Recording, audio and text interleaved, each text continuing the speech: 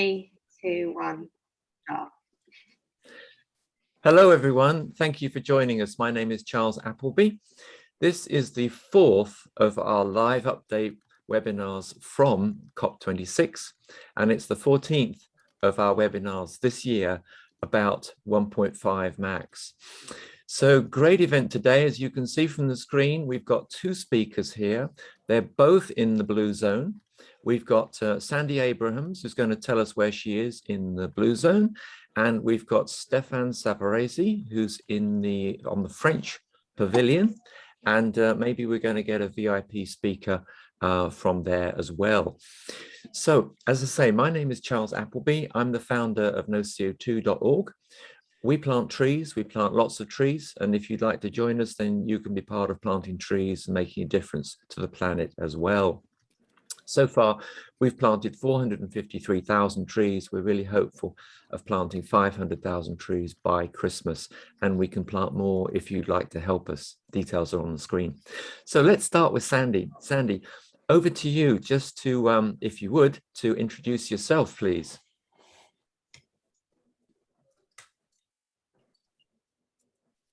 Sandy, you're on mute at the moment.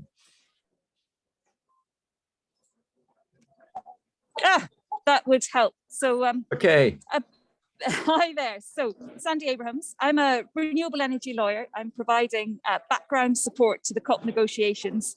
I am through the Legal Response Initiative, and we are basically, when questions come up on the legal text, we are a team of lawyers who are then able to help, particularly developing countries with support, but they don't have their own legal representation. So at the moment, I am in the action zone. So that you can see behind me, the big earth that is suspended. And if I just take you on a quick tour, you can see there is a lot of action happening. There's the COP26 sign behind me. If I continue the spin round, you're seeing that okay. Yeah, we're seeing that well, thank you. Good. So background to the middle, and you can see there's lots of meetings taking place underneath the earth, which is an optimistic sign, hopefully. So there we go. That's where I'm at. Wow, that's amazing. So that's a real 360-degree spin, Sandy. So just while you're there, providing legal support to the COP26 documentation. I mean, obviously, we're not asking you to reveal anything, but what sort of documents have you been looking at so far, and anything exciting? No, not really, I would say exciting. The sort of queries that come through end up being quite, sometimes very specific, not necessarily on the text itself, but I have in the past provided support to the Ugandan government on their Climate Change Act, trying to get that to align with the COP objectives. Also to the Nigerian government on something very similar. I'm hoping to meet them today to discuss the support I provided previously. So it can be all sorts of questions come up. We had one as well on how can learnings from the tobacco industry and litigation against tobacco companies and the lobbying, how can that be brought across to the climate change space? And of course, it won't go missed that report over the weekend about I think it's 500 delegates here are from fossil fuel or have been labelled as fossil fuel connected or lobbyists, which is a bit concerning, I would say. Wow. So Sandy, amazing work you're doing there. So thank you so much for sharing that with us. And let's hope that goes well with the rest over the next couple of days. But now back over to Stephan. Stephan, would you like to introduce yourself and give us a little video tour? Yes, so I'm in the Pavilion section of the COP, and yeah, so I wanted to follow this thing, but I got trapped because you need to have the headset in order to listen to the conference. So here you have the mayor of Grenoble and the deputy mayor of Marseille talking about energy transition, and then you have other pavilions here. Here you have the WWF, and you have each country have their pavilion. So that's, I'm just giving you a little tour. Oh, look, this is Great Britain and Northern Ireland. Okay, so show us the Great Britain stand, because most of us won't have seen that. Sorry, which one? Show us the Great Britain stand, because most of us won't have seen that. Yeah, so here you have clean and affordable transport called the Ox, which is a funny nickname. And here you have a fancy charging station. And there you have meeting rooms up there. There are 2 meeting rooms and some decoration. And you can see the agenda. And this is like the innovation space. And so. Sure. So Stephan, let's go back to Indonesia and take a look at their bicycle. Yeah. Head back to Indonesia now, okay? Yeah.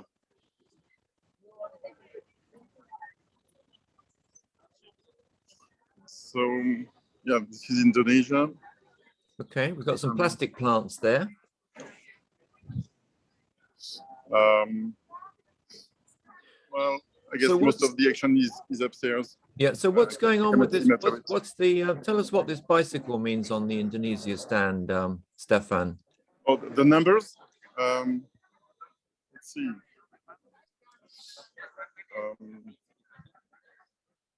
So, yeah, leading climate action, Indonesia, net sink 2030. Yeah, wow. So they are building a net sink, so that's yeah, they're using bamboo forests to create carbon sinks. Okay. Okay, so do you want to tell us a little bit about what's going on the French pavilion, and then we'll go back to Sandy. Yeah. So yeah, on the French-speaking pavilion, it's mostly about climate education. You know, there is a trend here, which is accelerating the climate transition in Africa. It's a big challenge because Africa will go to over 2 billion people by 2050. So education is really the key climate action there. In France, it's a bit different. It's mostly around cities, and here you have some of the major cities involved in the transition. So what they're saying is that it's mostly about clean transportation, switching to clean energy, replacing fossil fuels, basically. Okay, so let's go back over to, we'll come back to you in a minute, Stephan. And let's go back over to Sandy now. So Sandy, you've been at COP26 for a few days now. Do you want to tell us about your experience there overall? What's your experience of what's going on at COP26, Sandy? So the experience is, it's very interesting. There's a lot of, there seems to be a lot of talk and a lot of interesting things being said. You pass conversations which sound very positive, collaborations going on, people talking about real action. But I sort of flip-flop between feeling very optimistic about all the energy that's around the space and then really quite pessimistic. We have, I understand, yesterday, Carbon Tracker came out with the data that we're currently looking at 2.4 on the basis of commitments at the moment. And obviously that is just not good enough. And I was having a conversation this morning, and our kind of conclusion was that actually it's the optimism. There are things happening and progress is being made, but it's just not in the frame of an emergency. And that's where we're at. And so we seem to have a gap between, you know, progress that is being made, and 20 years ago it would be fantastic progress, but where we are right now, it just is simply not enough. Okay, Sandy, so what you're saying then, we're not in, the mood there is not in the frame of an emergency, which is worrying for us outside COP26. But I read the article I read by the Carbon Tracker. It wasn't terribly clear, but basically what they were saying is that before COP, the temperature was heading for 2.7, which we knew. Then they're saying that based on firm commitments, it's around the 2.4 figure, which you talked about. But what they also did say is that if everything that people say they're going to do at COP26 is done, then the temperature will be 1.8. So that's not so bad, but I think a lot of people here really do want to see 1.5 or 1.5 max, 1.5 alive. So we're expecting to see that. So for me, if it's 1.8, then that's really where we were in the first place with the Paris Agreement, which is about, well below 2 degrees, which is 1.8. So we seem to have gone around in a big circle for 6 years. But anyway, what we've been hearing on the news is very high level. We've had people like past President Obama speaking and all this sort of thing. So would you like to tell us, Sandy, about something that you've found out, or one or two things you've found out while you're at COP26, which are really actually not in the news? So, what have you heard that's interesting to you, but is not in the news? Well, what's not in the news? I wouldn't say I found out anything specific. For myself, I think the piece that really has come up is the cognitive dissonance that seems to be going on between, I think the lack of emergency is one of those. But I was at an interesting session yesterday on how to progress leadership to reach the Sustainable Development Goals more broadly, including carbon. And what was talked about there were the inner development goals, which is a new initiative, which basically is looking at what kind of work needs to be done at an individual and a corporate level on inner development goals to be able to then reach the sustainable development goals. And really it's addressing that cognitive dissonance that individuals and companies have, where you're able to, for example, recycle at home, switch to a green energy tariff, and then go to your desk and finance the next coal plant. And a huge amount of disconnect is obviously going on there. And that happens at an individual level and a corporate level. And from my sort of sphere of work, which is in the legal sector, we of course have law firms which are becoming climate champions and saying all sorts of wonderful things. And then on the other hand, their main, whatever percentage of profit is being made from helping fossil fuel, whether that's litigation or whether that's the next new coal-fired power plant, doing all the legal work. And I think addressing that cognitive dissonance that's going on at an individual and a company level, and actually getting alignment with values and also recognition of that emergency is something that is absolutely critical. And for me, I think that's one of my biggest takeaways, is the amount of work that needs to be done to align value and basically the greenwash that's going on, the external communication, and align that at an individual level to align values, and then company values actually walking the walk and not simply talking the talk. So that's one of my biggest takeaways. So Sandy, that's an amazing insight. So thank you so much for that. I must say, we're going to bring on Stephan in a minute, but my comment would be is I must say, sitting here at home, my expectation was that people would be turning the lights off and doing the recycling and switching electricity and doing some more things at home, and then going into the office and making some bigger decisions that would have a much, much bigger impact. But what you're telling me is that there's way too many people who are going back into the office, and they're going back into business as usual, and creating masses of CO2 with all the projects that they're doing at work. So that's incredibly disappointing. And I think the point you made at the beginning about this lack of an emergency, I think that's such an important point, that what I'm expecting is that there's going to be a real emergency, a real feeling of action at this COP. And that's a very, very big insight. But let's come back over to Stephan. Stephan, what are your thoughts here? If you can put your microphone on. So Stephan, Sandy's just made the point that there's a lack of a feeling of emergency here at this COP. What's your take on this? Is that the feeling here? Is that the feeling on the French stand? What can be done about that, Stephan? Well, I would like to jump on the occasion to let you know that what the mayors have just said is that the action that they are starting now and it's not really greenwashing. I think they are really serious and they mean it. And this network of cities, you know, you have the Savarese cities and other networks of cities at Europe and French level, which are really serious and keen on moving fast on the climate transition. So I don't think it's really greenwashing, but there is first the realization that this should have been done 5 years ago at COP22, which was the COP of solutions. So we've lost 5 years just doing nothing. And now they are only starting now the major transition projects, which is switching off the combustion engines for all vehicles, changing the manufacturing process. There is a big aluminum plant out of Marseille in Gardanne that used to be from Péchinet, and they are just switching now, starting a pilot about clean aluminum production.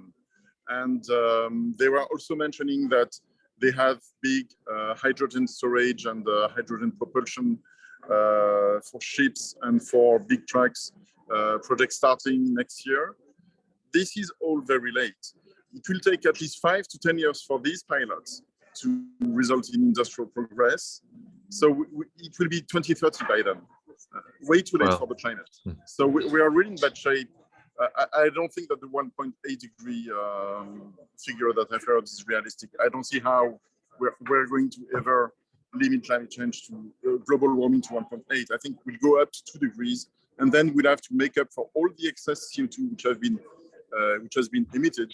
And this can only be done through 2 carbon sinks, which is the conclusion of chapter 4 of IPCC SR 15, the IPCC report published in 2018, which is tree planting and carbon negative materials, which is replacing steel, concrete, and aluminum by materials made from CO2, basically.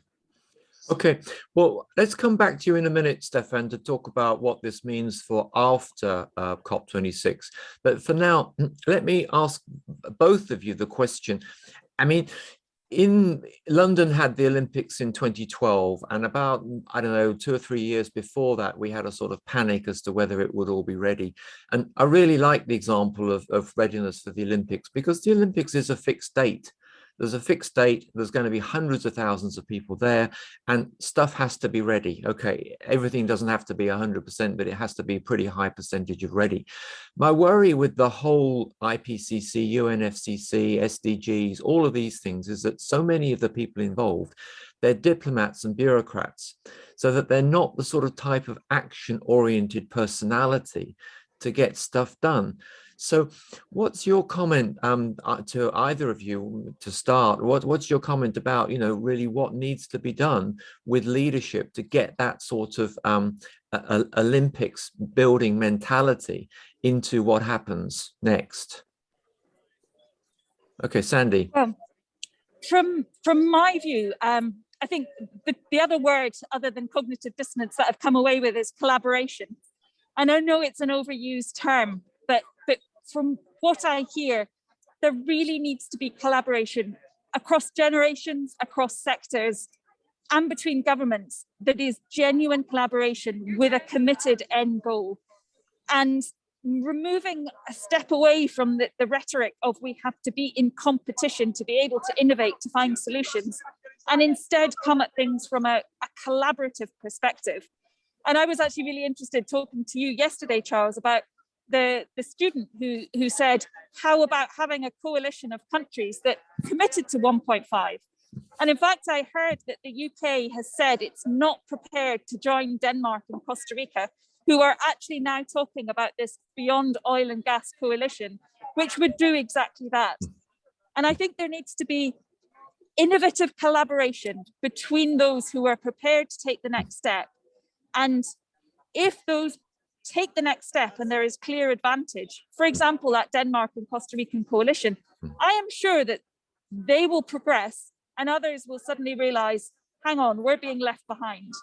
So I think collaboration is critical, and that's where I'm at. Amazing. So let's bring in Stephan in a minute to talk about that. But Sandy, you inspired me as well. Okay, so I really like what you had to say about that. So I messaged the student yesterday, She was on our webinar in September. I messaged the student yesterday, and today she is pitching that idea to her professor at the LSE. So she's an 18-year-old student. I told her to go. I said to her, this is urgent. Go and pitch this to your professor. She found a professor. She's meeting him today. She's talking about collaboration. She's talking about writing a paper on social media. Her name's Kajal Knight. Let's see what's happened. I mean, you know, Kate Raworth had donor economics. Maybe Kajal Knight is going to have 1.5 trade block. It would be wonderful. Her name, wouldn't it? That's fantastic. Well, yeah. Let's watch this space. So let's see what happens. So yep. Stephan, really important point here about this. Sandy's raised about the Denmark, Costa Rica. We all love Costa Rica and Denmark. Their coalition to stop oil and gas and whatever. Stephan, what's your take on this? How come other people aren't going to join? What's France going to do about this?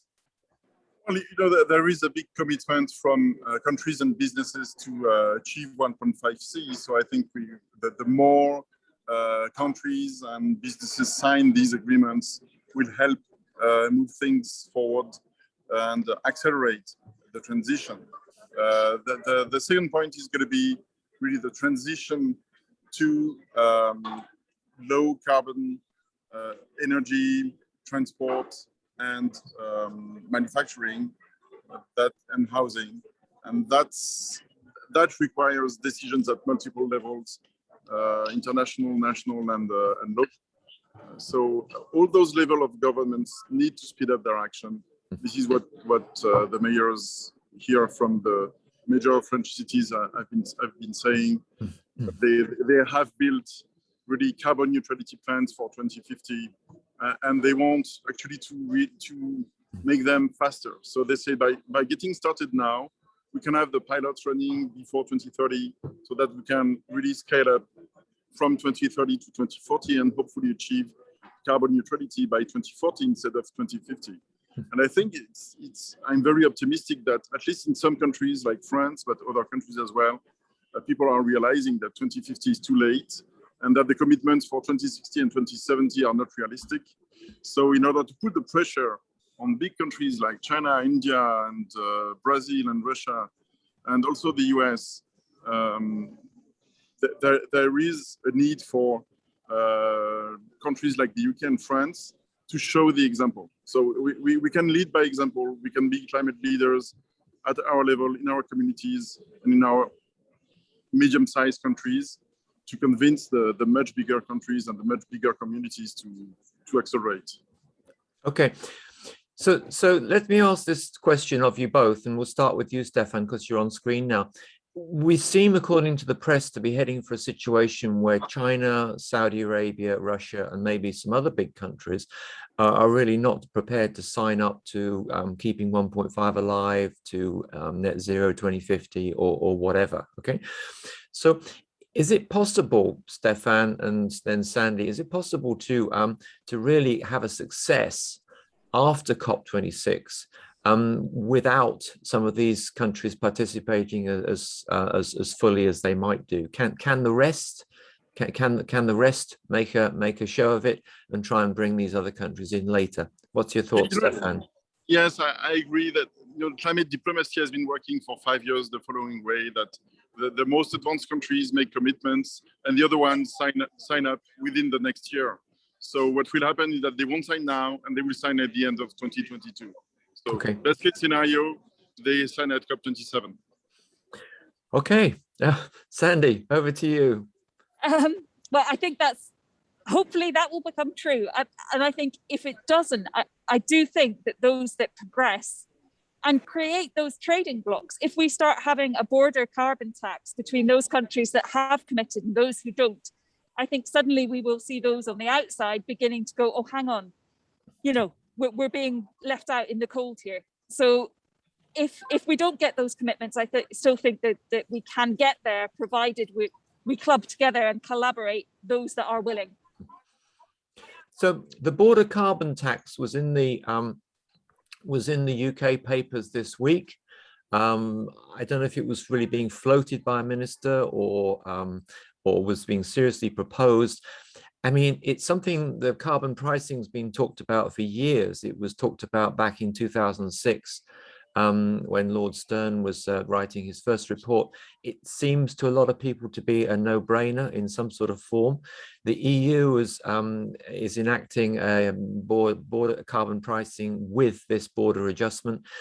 So what do we think? Is that possibly going to fly at this COP, or is it really just too late and it means it's timed out and rolls on till COP27? What are your thoughts on this, Sandy, and then Stephan? Oh, do you know what? I couldn't say. I would say possibly it's timed out. I haven't seen any further announcements on it, but who knows? Boris is rolling in today. Maybe he'll make some wonderful announcements. I don't know. Okay, well, we're going to bring in Gary to see if he can lend his magic wand to Boris. But in the meantime, Stephan, do you want to do you want to respond on carbon border adjustment? Yes, I'm looking for Boris right now on the Oh, pavilion. Maybe I can ask him directly. There was someone looking like Boris, but obviously it was a stand-in. Oh, was he? Yeah. Isn't it exciting? Okay, so yeah, do you want to, while you're there, do you want to find someone to talk to, Stephan? If you do that, and we'll come back over to Sandy. So just while you're finding, if you're on camera, I'm okay to be on camera. I won't speak to you. So because I'm talking to British people, actually, I'm not British, but this is a show organized by noco2.org. And most of the people here are British, so they are what can we expect from the speech of the Prime Minister Boris Johnson this afternoon? That you should ask the press team. I'm afraid I'm okay. not Do aware. you know where I can meet them? Are they there? Okay, I'll go to the press team. Okay. Thank you very much. Stephan, we're going to leave you for a couple of minutes while you find the press team. Sure. Very impressed with Stephan. When I'm looking. So while you're doing that, let's come over to Sandy. So Sandy, in the next couple of days, what are you going to be up to, and what impact are you hoping to make? Oh goodness. Well, I hope to meet the Ugandan and Nigerian delegates later this afternoon and lend my support if I can. And other than that, I guess make connections and have conversations and hope that in some way or other they help progress. My real role is just behind the scenes, providing that bit of extra legal support. Yeah, but you're in that position to elevate what seems just mundane to something of an emergency. So stick the word emergency in there and see what happens, Sandy. Yeah. So, okay, I will do that. Over to we'll come back to you in a minute when Stephan's found somebody. Okay, and in the meantime, Gary, do you want to talk about your magic wand? I can pitch in here. Sorry. Yeah. Oh, look, Stephan's found somebody. Can I pitch in here? No, Please do. You're the man in the action. I'm at the cryosphere pavilion, so it's people who care about the cryosphere. You know, the glaciers and the polar ice caps. And so there is some interesting science facts on these displays. Maybe I'll try to attend one of their presentation today, and I can report tomorrow. But you know, it's all about oftentimes we are dealing with people who deny the fact that there is an abrupt climate change, but we can see that very sharply in mountains and on the polar ice caps. And here you have a great picture which compares 2002 and 2019. So this glacier completely disappeared, so that the tree glacier between 2002 and 2019.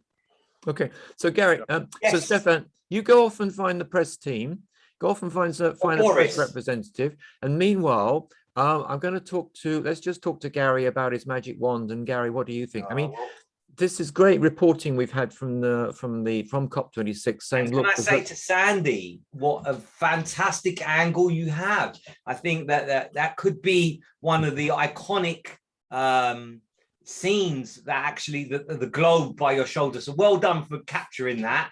And thank you for being here. Now, Charles has mentioned this magic wand. It's a famous magic wand. And if I were to hand you this magic wand and you were given 3 wishes, what would they be as an outcome to the end of at the end of COP? What would you like to see? And make them as wild as you like. Wow. So I guess it would be Russia and China careering over the headlands to join at the very last minute and commit. But it's a magic wand, right? Isn't it? So so in lieu of that, I think it's unfortunately, it's that real commitment to commit. So if we can at least get that rolling 1-year ratchet that sees those commitments being brought down in order to reach where we're targeting. Sorry, a battery issue. Yeah, so if we can get that commitment and that ratchet happening so that at least we've got momentum and we keep that 1.5 degrees alive as they keep talking about, because I don't think coming out of this, there will be commitments that reach 1.5. I don't think that's a possibility. So we just need to keep that alive and hope that there is an agreement to meet that in next year's COP. I don't want to spoil Charles's master plan, but you know the first 100 days of a presidency is very important. We should be keeping the momentum. Charles, you want to talk to us about that 100 days after COP? Gary, the 100 days is critical. I've mentioned earlier that, you know, people are working within their comfort zones. They're doing that. People are doing, I'm not saying people aren't doing their best, but we've got a lot of people involved with the whole UNFCCC and climate process. They're diplomats and they're bureaucrats. And so for me, one of the reasons we haven't made the sort of progress we need since 2015 is because we've not got the right type of leadership. We need people involved who are used to running big projects, making things happen. And for me, we need to go in small steps. You know, all you can do in front of you is what actually is the next step. You look at the situation, you make the next step. So for me, I really think it's so critical that we have 100 days. We have 100 days in which to take some action. For example, commit to planting, 500 billion trees, something like that. Taking some specific action that's really going to make a difference to stop subsidies. We had a young person, a young guy, Costa, age 16, this last week telling us that governments are subsidizing fishing trawlers, which are then wrecking the planet by taking too many fish out of the sea. This is bonkers. First thing is to stop the subsidies which are wrecking the planet, and that can be done in the first 100 days. So let's set a 100-day target. Every country come up with some specific things they're going to do, and as well as talking about projects that that sort of develop 5 gigawatts of wind turbines or something like that. Let's talk about these projects in terms of the percentage impact, because there are so many impressive sounding projects, but what actually they're achieving in terms of the percentage. So if you take a huge country like India, it's got to put in masses and masses of solar in order to make a difference. But Gary, you've been listening to this stuff about all this stuff on climate for the last 14 webinars. I'm so disappointed about this emergency thing here. What are your thoughts on the emergency? And with your magic wand, what would you, as the magic wand possessor, when Boris arrives later today or tomorrow, what would you want Boris to do to I'd love to see him not clown around. I know that clowning around is part of his personality's persona, but if he takes this seriously, I think people will sit up and not just sound bites, because I get so sad when I see the news of some of the way that we're damaging the earth. I'd like him to take this really seriously. I know it's part of his persona, but that would be great. I'd like on the news for this to dominate the news forevermore. As much as it's been in the news this week and last week, let it be in the news even more going forward would be great. I think that if you're under 25, you're fully aware of what's happening. I think that we need to now talk to the millennials and above and say, look, make the choice from diesel. Something happened to me at the petrol station. Even though I'm carbon positive, I drive a diesel car. And I saw a councillor, an Enfield councillor. He said, "Hello, Gary, how are you?" I said, "Great." He said, "You drive a diesel car." He actually said that to me. And I felt embarrassed that I drive a diesel car. And I think these are the conversations that we need to, just like smoking, just like not wearing your seatbelt. He didn't mean to, but even though I'm carbon positive, that's about the only thing I do wrong. He called me out on it. I'd love to see more of that. People saying, "Are you not going to recycle that old jumper? Are you going to take it to the recycle?" And people looking at using renewable energy, planting more trees as a gift. Right, I'm going on. I'm getting as passionate as Charles on this one. Thanks, Gary. Okay, Stephan, we're going to come back over to you. We're going to give you a final chance for that interview. Otherwise, we'll come back over to Sandy for a summary. So, Stephan, have you found someone to talk to?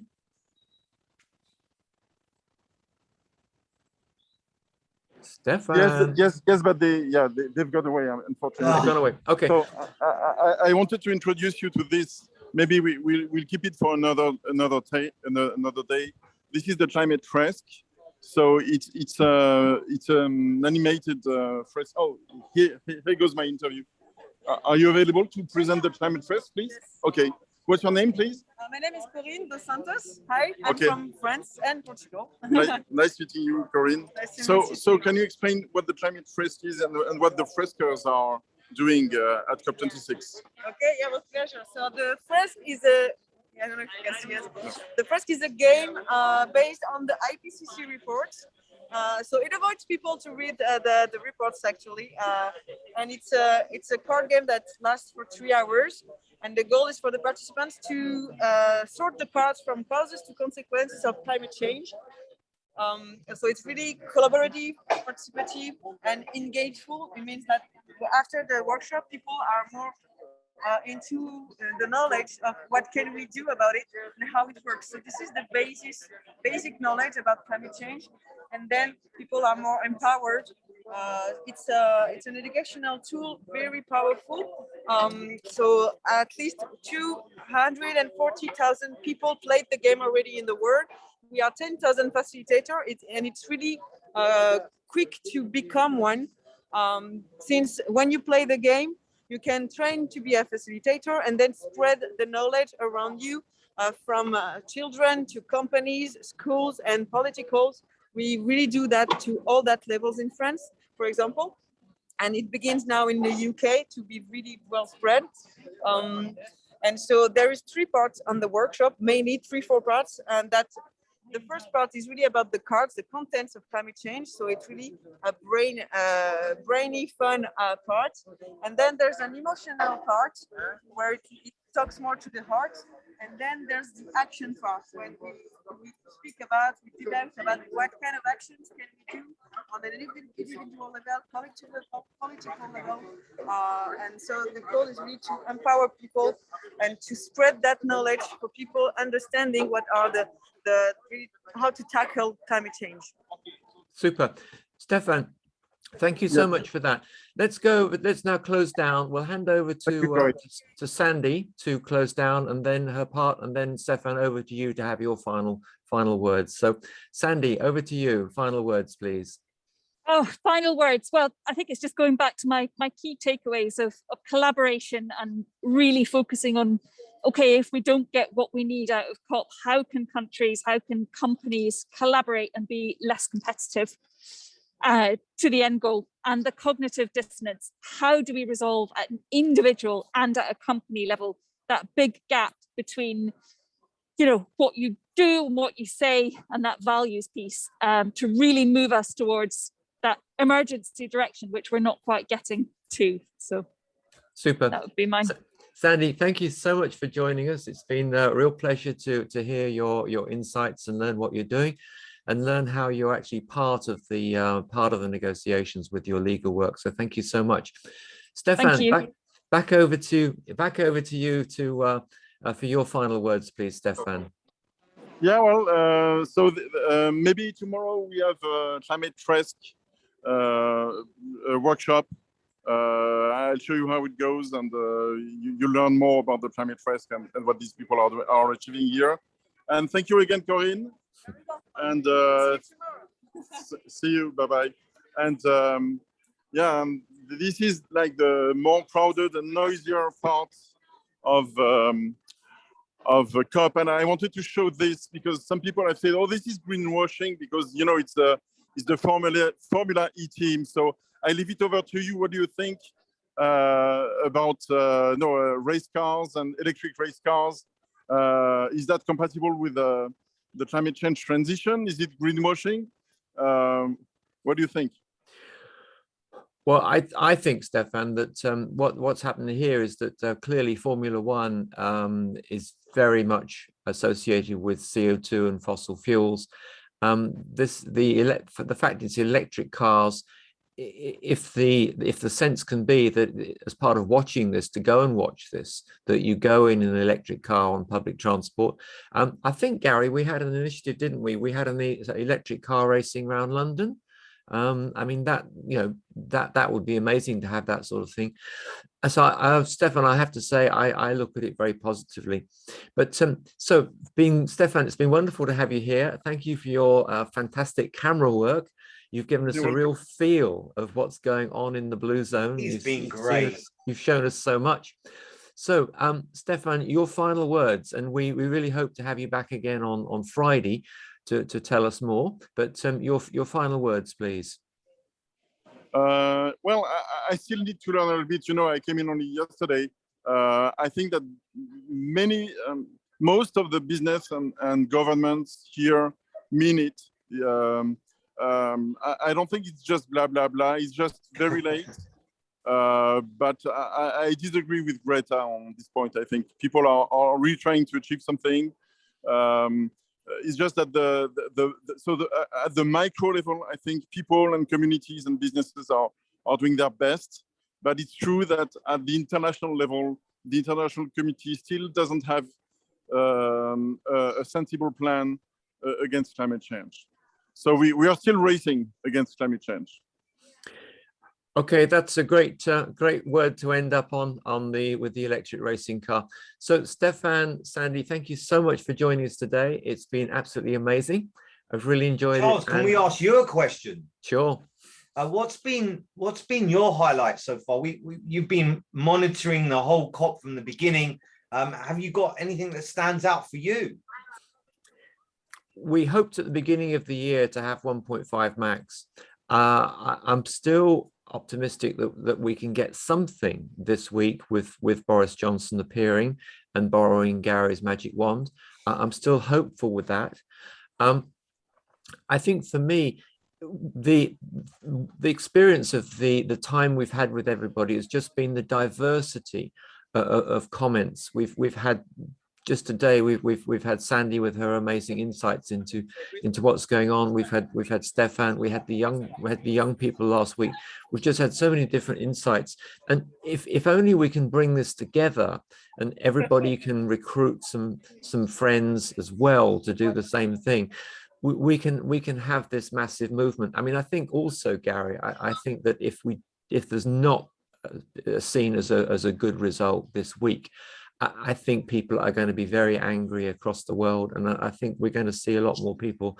We're going to see a lot more people on the streets. I think there's going to be some real anger and disappointment if we don't get something which is seen as positive. I mean, in the past we've kicked the can down the road from one event to another event, and I think this time, if we're talking about kicking the can down the road to COP27, I think there's going to be a huge disappointment and anger about this. So, Gary, back over to you.